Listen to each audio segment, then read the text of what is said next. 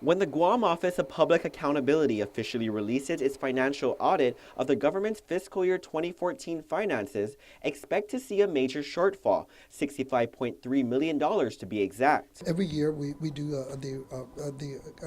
the auditing of all the financial statements for the entire government, and so I know that because for the last 3 years we had a surplus.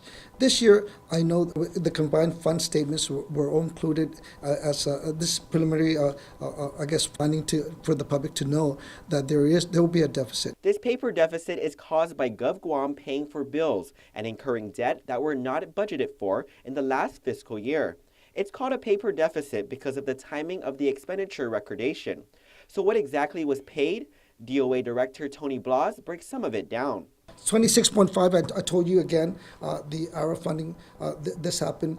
We expensed it to the tune of $21 million, and we had to record it.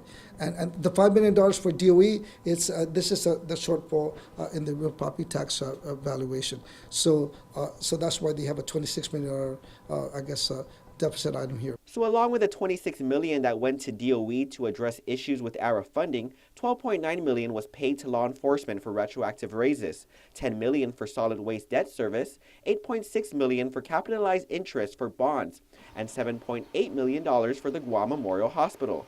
With the exception of the solid waste debt, these are one-time costs that the government won't see again.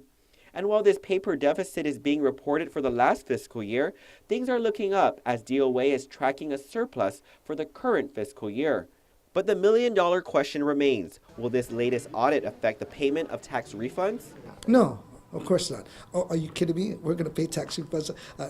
This is the governor's signature item in his plan, so he wants to make sure he pays for it.